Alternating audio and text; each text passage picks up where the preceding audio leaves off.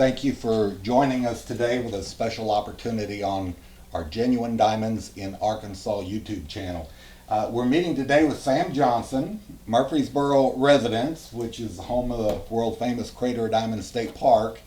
And Sam's got the Kadoha Indian Mounds and the Gallery and Caddo Antiques here in town. So when you come to Murfreesboro, shop the square, and the Indian Mounds are just a little off the square. But Sam has had an interest in collecting Arkansas diamonds for years, and at one time you bought a few James Archer diamonds straight from James, huh? Oh yes, lots.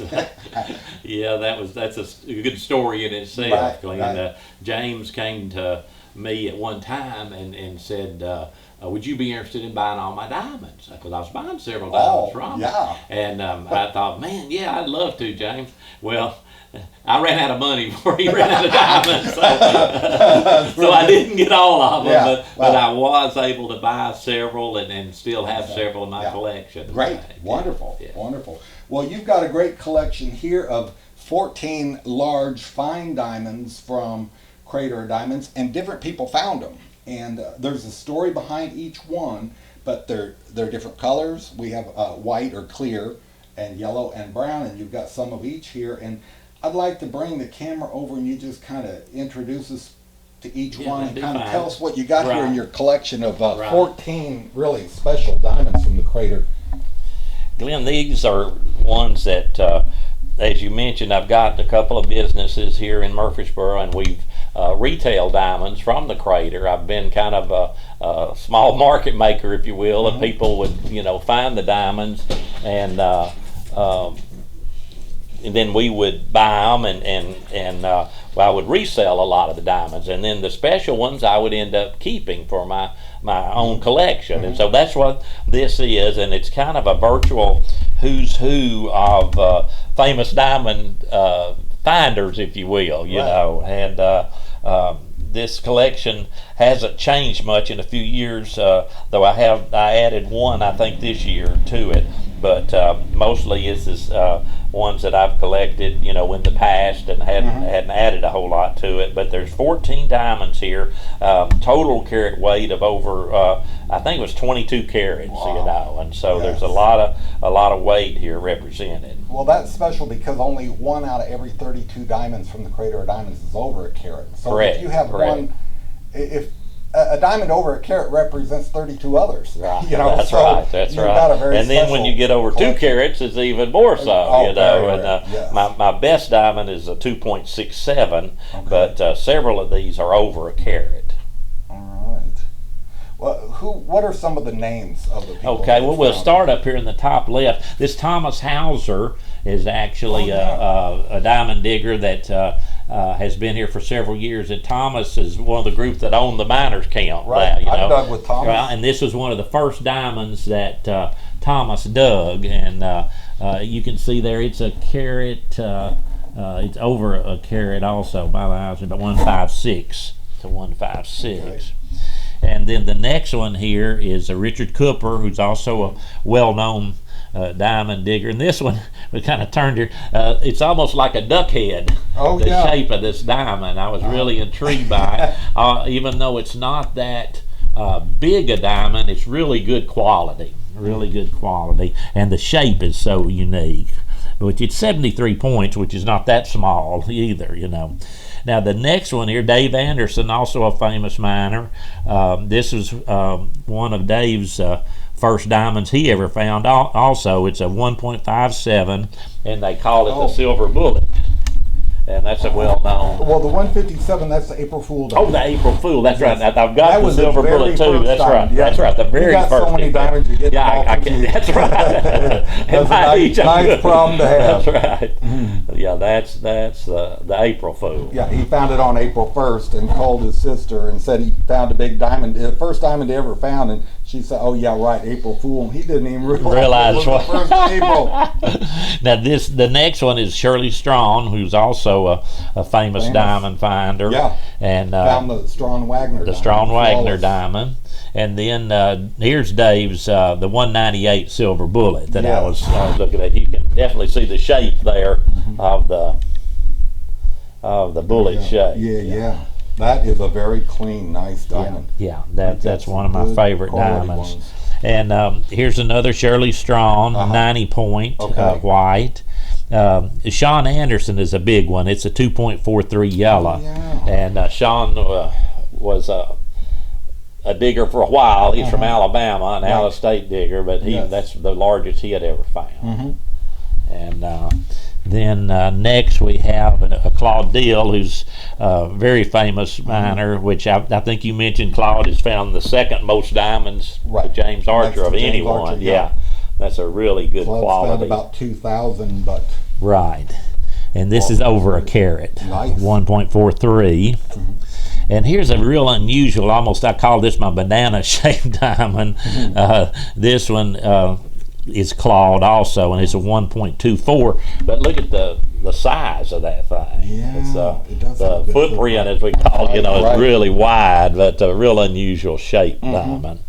Which I'm kind of intrigued with. I love minerals and collect minerals also, and the crystal shapes of the diamonds are always intriguing. Right, and you think, how did it form that way? And you know, what's the story of how it got to this point today? This is David Johnson, who was an early diamond miner. This was found actually in 1990, and this is a beautiful, beautiful diamond. Yes, David was from over at Nashville, and I think actually still does some hunting.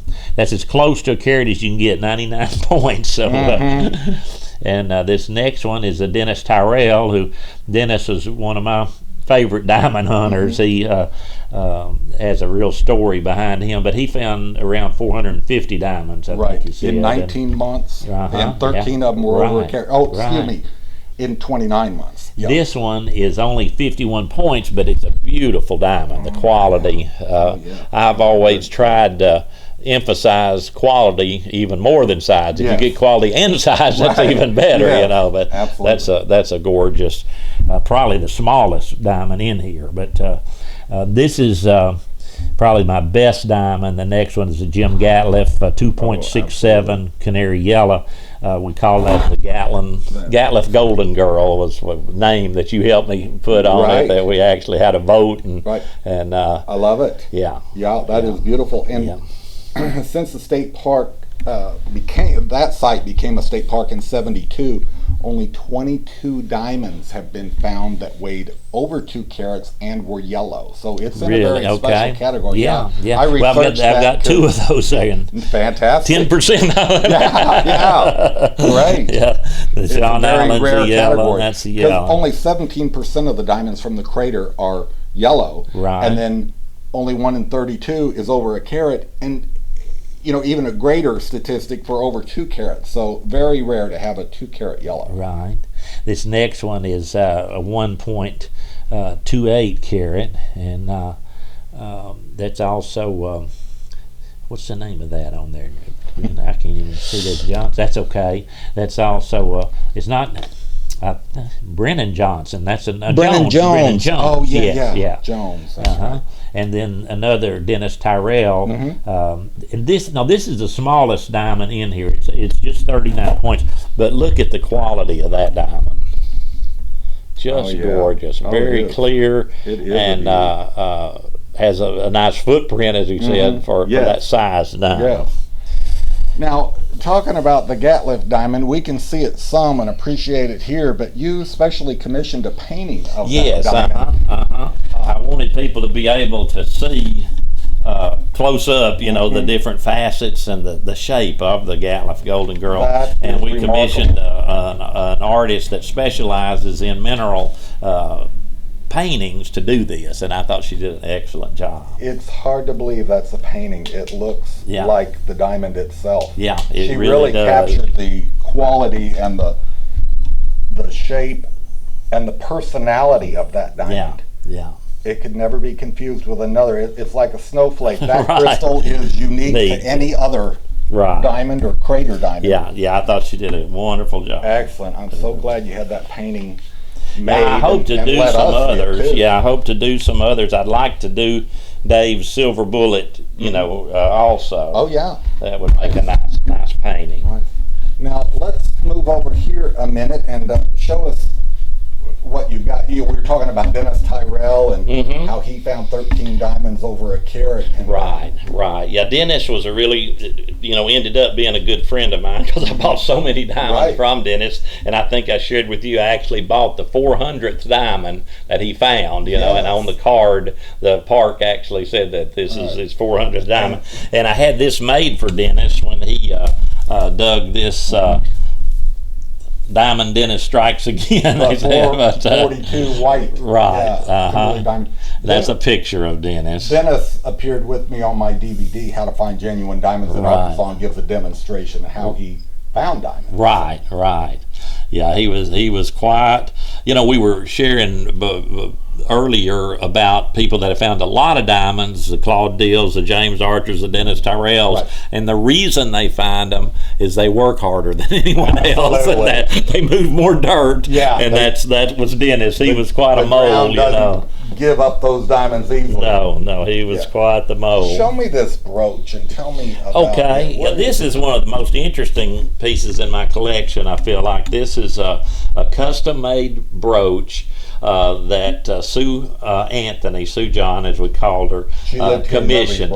Yes, she was a lifetime resident, and she had bought all of these diamonds from James Archer, Claude Deal, and had 3 cut and 3 uncut, and her idea was to illustrate what the uncut stone and the cut stone look like side by side. And then also another sidebar is that she used the 3 main colors found at the crater, the white, the yellow, and the brown. And so there's 2.66 carats of diamonds in this brooch, which is a 14 karat gold brooch. And I just think it was a beautifully designed piece. And whenever I'd like a closer look of it, and you've got a way we can see that. Yes. I actually had a blow up made of it recently, so you could share with. Oh yeah. So that is really a unique cut on that yellow diamond in the heart. Yes, it is, and there's a name for that cut. You may know what that is. Yeah, trapezoidal. I don't know. There you go. I think it is. Well, I think it is a trapezoidal cut. But that is absolutely gorgeous. And it's a really beautiful diamond. Yes, it's a deep canary yellow. And then here's your 2 browns, here's your 2 yellows, and here's your 2 whites. Cut and uncut. That is amazing the way that's laid out. And this brooch is special in that you could wear it on a dress or also as a pendant. Right, yeah, it's actually on the back side, has the pin for a brooch and a hook where you could put it on a gold chain. That is an incredibly remarkable and unique, special. Well, a lot of people wonder, when they find a diamond at the crater, what do I do with it? And we always encourage them. I mean, at our gallery, we can have a mounting service for diamonds. We do rings, pendants, whatever for you. But we encourage people to mount them just like they're found, because that's what's unique about the diamond. If you cut the diamond, even though some of these are cut, and I think it's a great idea to show both. The diamond almost loses its identity, because at that time you can go to Zales and buy a cut diamond, But to get an uncut diamond from Arkansas and from the Crater of Diamonds, I think that should be preserved. Very special to keep it that way. Yeah. I agree with you. Yeah. And I'd like to jump to another piece of jewelry, and if you would tell me about this. This is not a big diamond, but it's just a neat piece. This was Bill Amos was the president of the Diamond State Bank here for years. And he had this commissioned, a gold pin or tie tack. Back when all the bankers wore a suit every day, he would of course wear a tie, and he wore this tie tack every day, and it's the shape of Arkansas. And then where Murfreesboro is located, he has a little 5-point diamond crystal mounted right there, And so when people ask, have you ever had any diamonds, he had it right there in front of him to show people. Yeah, good. And I thought this was a real prize for my collection, because I love things that people did with diamonds as well as diamonds, and anything that shows the history of the crater. Right. Well, I'd like to move from your smallest diamond to your largest diamond in your collection. Tell me what you've recently acquired here. Yeah, this is called the Illusion Diamond, and this was found by Beth Gilbertson from Colorado.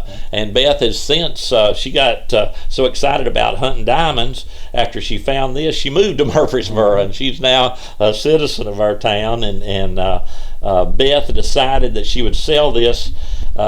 It's been probably less than 2 years I've had this, and it's a huge what's special diamond. about it? It's the third largest diamond found at the crater since it became a state park in 1972. An 8.66 carat. That's so very, you know, when you're talking about your statistics of 1 and 2 carats, and all of a sudden you jump to 8 carats, it's pretty phenomenal, you know. And so I was really excited to add this diamond to my collection because it kind of jumps everything else up, you know. It's a really exciting piece. The next diamond larger than that was a 882 Star of Shreveport, and it isn't much bigger than this one. And then below it is the 8.61 carat Lamley diamond. It was a light tea brown color found in 1978 by Betty Lamley from Hitchcock, Oklahoma. Now, were both of those in the Huron collection? Yes, yeah, I think they were, weren't they? And then the one, okay, so you've got the 882 Star of Shreveport, and then this Illusion diamond, 8.66, and then the 8.61 Lamley diamond in 1978, and then just recently here, the Esperanza diamond came in just a little lower than the 861. I think it was an 852 white.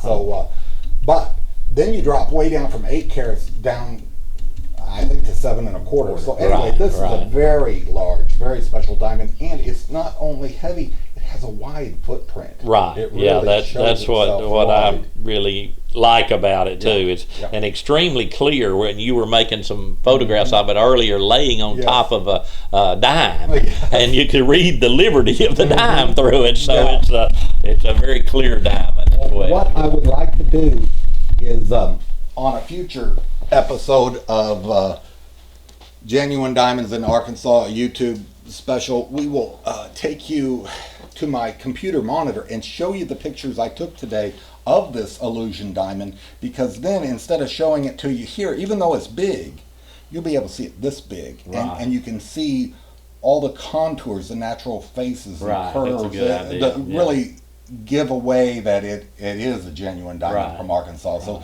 you'll be able to see that diamond up close, and we'll go through and look at a whole array of pictures I took by itself on white paper, and then on top of a dime, and next to a quarter, and I flipped it every which way and turned it around, so we'll get a real good close look at this one. But I thank you for showing me all your diamonds, and I appreciate your time. And one more we're missing. We need this inclusion. Did you want to look at this one? Oh yeah. Let's I've got to show you this, because this is, to me, one of my most rare diamonds, unique. It's not a huge diamond by any means, but this diamond is, and we're, like I said, it hasn't been verified it's a 100% garnet. I'll say that, though that's what I thought it represented, this picture of being a garnet included in the diamond, and it has a red inclusion. It could be some sort of clay stain, it could be something else, iron stain, but this was displayed at the University of Arkansas. This letter is when they had it on loan, and this diamond was illustrated in their exhibit on Arkansas Diamonds, which was actually the last exhibit that was done at the University of Arkansas. Right before they closed their museum. Yeah. But anyway, I just wanted to mention that, Glenn, because that's one of my favorites. You have so many diamonds, I missed one. So that's a good problem to have that kind of a collection. But Sam, I really appreciate you taking your time and showing us so we can all see your diamonds and appreciate the collection you've taken years to put together. Very impressive. Thank you so much.